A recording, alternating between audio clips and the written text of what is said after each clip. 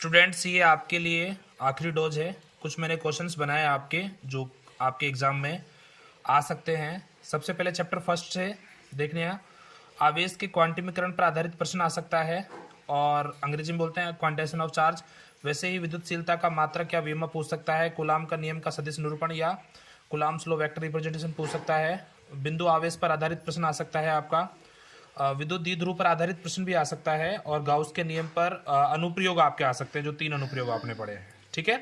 Chapter number 2 में हम देखें तो बिंदु आवेश के कारण विभव का डेरिवेशन आ सकता है। एनसीईआरटी में 2.3 और 2.7 उदाहरण है। एक समविभव प्रश्न जो है उसके प्रॉपर्टीज उसमें खासकर वो देखना बिंदु आवेश के कारण, और वो जो है ना आपके विद्युत द्विध्रुव के लिए समविभव पृष्ठ का निर्माण करना, वो आपसे क्वेश्चन पूछ सकता है ना। दोनों मीडियम में मैंने इंक्लूड किया हुआ है। अगर कोई चीज़ समझ नहीं आती तो आप कमेंट बॉक्स में कमेंट करके बता देना। क्वेश्चन नंबर 10 भी आपका है, विद्युत क्षेत्र और विद्युत विभव में आधारित प्रश्न है। 11 देखो, दो आवेश जो हैं या विद्युत द्विध्रुव के कारण स्थितिज ऊर्जा पूछ सकता है आपसे। क्वार्टर विद्युत क्षेत्र में क्या होता है, पराविद्युत ध्रुवण के उदाहरण पूछ सकता है आपसे। समांतर प्लेट संधारित्र धारिता का आधारित क्वेश्चन आ सकता है।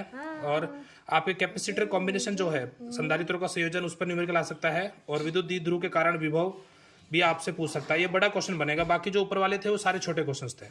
चैप्टर 3 में जाएं तो आपके जो रो, जे और ई, रो बोले तो प्रतिरोधकता यानी रेजिस्टिविटी, और जे बोले तो करंट डेंसिटी यानी धारा घनत्व, और ई बोले तो विद्युत क्षेत्र के मध्य संबंध पूछ सकता है, या ईएमएफ टर्मिनल वोल्टेज में अंतर पूछ सकता है। वो श्रेणीक्रम संयोजन और व्हीटस्टोन ब्रिज का जो ये क्वेश्चन है, ये 19वां और 20वां, ये इसमें पे ऐसे टाइप क्वेश्चन आ सकता है। ठीक है गाइस। चैप्टर नंबर 4 में देखना चुंबकीय क्षेत्र में इलेक्ट्रॉन्स की गति यानी motional of electrons in magnetic field भी क्वेश्चन आ सकता है। धारा सुग्राहिता, वोल्ट था सुग्राहिता, धारा मापी का परिवर्तन, वोल्ट मीटर अमीटर में भी आ सकता है। बायो सावर्ट्स लॉ इसकी एप्लीकेशन, और एम्पियर्स लॉ इसकी एप्लीकेशन अगर आपने नहीं पढ़ी है तो अपनी वीडियोस में देख लेना। ठीक है। चैप्टर 5 में आ जाते हैं तो एग्जाम आइडिया क्वेश्चन नंबर 1 है आपके, वो पढ़ लेना। ये एग्जाम आइडिया क्वेश्चन नंबर 1 क्या है आपके, कि जो आपके प्रतिचुंबकीय, अनुचुंबकीय और लोहे चुंबकीय पदार्थ है उनमें पूरा क्लासिफिकेशन दे रखा है, उस पर छोटा क्वेश्चन बन सकते हैं। ठीक है। Properties of magnetic field line जो है ये पढ़ लेना, और ये म्यू नॉट काई और म्यू एम में रिलेशन पढ़ लेना। प्रतिचुंबकीय अनुचुंबकीय पदार्थों गुणधर्म भी पढ़ लेना। चैप्टर नंबर 6 में देखें तो लेंज का नियम इंपॉर्टेंट है। लेंज का नियम पढ़ोगे तो आपके जो आपका क्या बोलते हैं उसको, फेराडे का नियम भी हो जाएगा इसमें। ठीक है ना। उसके बाद गतिक विद्युत वाहक बल है, इस पे क्वेश्चन आ सकते हैं आपके। एग्जाम्पल 6.5 है, 6.4, 6.7 भी एनसीईआरटी का बहुत इंपॉर्टेंट है। सेल्फ इंडक्शन और म्यूचुअल इंडक्शंस, ये अपने सेल्फ इंडक्शंस और म्यूचुअल इंडक्शंस भी क्वेश्चन आ सकता है। उसके बाद हम चैप्टर नंबर 7 में जाएं तो ट्रांसफॉर्मर है। बाकी भी और भी है इंपॉर्टेंट, लेकिन इसमें अथवा में आ जाएंगे तो आप उनको कर भी नहीं पाओगे, तो इजीली आप इनको कर लेना। और VRMS, IRMS, Z under root R² plus XL minus XC whole square पर न्यूमेरिकल आ सकता है। F equals to 1/2 pi 1/LC जो आता है, ये रेजोनेंस फ्रीक्वेंसी से बनता है। इस पर न्यूमेरिकल भी आ सकता है, डेरिवेशन भी आ सकता है। ठीक है ना। चैप्टर नंबर 8 देखना, प्रॉपर्टीज ऑफ इलेक्ट्रोमैग्नेटिक वेव में भी देख लोगे। मैक्सवेल समीकरण आपको अच्छे से आती है। मैक्सवेल समीकरण पढ़ोगे तो एम्पियर्स लॉ, एम्पियर्स लॉ था ये, कौन सा अपना एम्पियर मैक्सवेल लॉ, और अपने डिस्प्लेसमेंट करंट भी उसी में आ जाएगी। इसलिए सभी तरंगों का उपयोग, उत्पत्ति पढ़ लेना जरूर कि तरंगों का उपयोग कौन सा होता है। ये कई बार क्वेश्चन कई बार पूछ ले जाता है। ठीक है ना। चैप्टर नंबर 9 में देखना आप, ये आपके टेलीस्कोप, माइक्रोस्कोप, लेंस मेकर फॉर्मूले में से एक पढ़ जाना, 100% आपको मिलेगा। अगर कोई और भी आएगा तो अथवा में आएगा, तो आप यही कर जाना अच्छे से।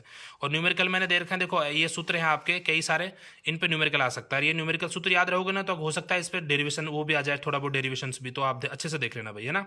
Question number 40, TIR optical fibre जो है उसके बारे में छोटा क्वेश्चन बन सकता है ना। बाकी जो ये 38वां क्वेश्चन है ऐसे टाइप बनेगा। ठीक है ना। ये पक्के 4 नंबर है आपके। क्वेश्चन चैप्टर नंबर 10 देखते हैं तो आपका न्यूमेरिकल आ सकता है beta equals to lambda D/D पर या मेलस लॉ पर, या फिर ऐसे टाइप क्वेश्चन आएंगे तो सिंगल स्लिट डिफ्रेक्शन आ सकता है। हाइगेंस सिद्धांत से परावर्तन अपवर्तन का सिद्धिकरण पूछ सकता है, यानी proof of reflection and diffraction. Chapter number 11 में देखें तो आइंस्टीन समीकरण पर प्रश्न, यानी आइंस्टीन इक्वेशंस पे न्यूमेरिकल आ सकता है, और उस पर इक्वेशंस भी पूछ सकता है वो। और प्रकाश विद्युत प्रभाव के परिणाम, वो तो पढ़ना है कि भाई आवृत्ति बदलने पर क्या प्रभाव पड़ता है, तीव्रता बदलने पर क्या प्रभाव पड़ता है, यानी फ्रीक्वेंसी और इंटेंसिटी चेंज करने पर क्या इफेक्ट होता है, किस पे, फोटो इलेक्ट्रिक इफेक्ट, तो वो पढ़ लेना। और फोटोन गुणधर्म में कोई छोटा क्वेश्चन भी आ सकता है, और ये पूछ सकता है 2-3 पॉइंट में, छोटे क्वेश्चन बनेंगे इस पे। और ये डी ब्रोगली वेवलेंथ पर तो न्यूमेरिकल 100% मानो, यानी इसलिए मैंने 11.1, 11.2, 11.3 तीनों न्यूमेरिकल लगा दिए इसमें, एनसीईआरटी के हैं ये सारे। ठीक है। चैप्टर नंबर 12 देखें तो इम्पैक्ट पैरामीटर पे क्वेश्चन आ सकता है। ये बी होता है, जितना ज़्यादा होगा उतना ही कम प्रकीर्णन होगा, यानी ट्रेजेक्ट्री होगी। बोर अभिग्रहित पढ़ लेना, बोर पोस्टुलेट अपने 3 है, कोई से भी आ सकता है वो। और ऑर्बिट में टोटल एनर्जी का डेरिवेशन निकाल लेना, उसमें kinetic energy, potential energy, total energy पर न्यूमेरिकल आ सकता है, इसको आप ध्यान रखना, ठीक है, चैप्टर नंबर 12। और 12 का एक और है डी ब्रोगली की बोर सेकंड पोस्टुलेट का सिद्ध करना, डी ब्रोगली की हेल्प से बोर सेकंड पोस्टुलेट है। चैप्टर नंबर 13 में देखो न्यूमेरिकल आ सकता है इन 2 टॉपिक पर, या फिर E=mc² पर del M Z M P plus A minus Z, ये अपना मास डिफेक्ट यानी ए म्यू पर है ना। उसके बाद फ्यूजन पड़ जाना, स्टार सन में इस बार आने की पूरी संभावना है, और नाभिकीय बल के गुणधर्म। एक इसमें ये वो ग्राफ भी पढ़ लेना, नाभिक प्रतिन्यूक्लियन बंधन ऊर्जा, जिसमें सर्वाधिक किसकी होती है, लोहे की होती है, वो क्वेश्चन भी आ सकता है। चैप्टर नंबर 14 देखो, टाइप्स ऑफ सेमीकंडक्टर, पता है आपको, एलिमेंट और कंपाउंड, जिसमें पॉलीमर्स वगैरह भी है ना, वो पढ़ लेना जरूर, उनके एग्जाम्पल्स पूछेगा। और एग्जाम्पल डोनर एक्सेप्टर भी पूछ सकता है, वो कौन कौन से होते हैं। एक आपके वो पूछ सकता है पी और एन में जो आपके वो अंतर हैं, वो जरूर पढ़ लेना, मैंने इसमें लिखा नहीं है, आप जरूर पढ़ना, ठीक है। उसके बाद ऊर्जा अंतराल पे क्वेश्चन आ सकता है, चालक कुचालक अर्धचालक में कैसे होता है। और बड़े क्वेश्चन बनेंगे तो रेक्टिफायर पे बनेगा, यानी हाफ वेव रेक्टिफायर या फुल वेव रेक्टिफायर। उसके बाद अगला क्वेश्चन जो इसमें बन सकता है वो वीआई कैरेक्टरिस्टिक्स हो सकता है, फॉरवर्ड बाइस और रिवर्स बाइस, यानी अग्रदिशिक और पश्चदिशिक। तो आप इसमें आप ढंग से पढ़ लेना, ठीक है ना। और ये क्वेश्चन एक बार सारे आप लोग देख लेना, तो मैं मानता हूँ कि लगभग आपके कम से कम 40 नंबर या आपके 35 से 40 नंबर आपको 100% स्कोर हो जाएंगे। देखो 100% तो नहीं हो सकते, लेकिन 100% का मतलब 56 नंबर तो नहीं हो सकते, लेकिन आप 35 से 40 नंबर अगर आपने ये सब पढ़ लिया तो 100% आ जाएगा आपके, ठीक है। धन्यवाद।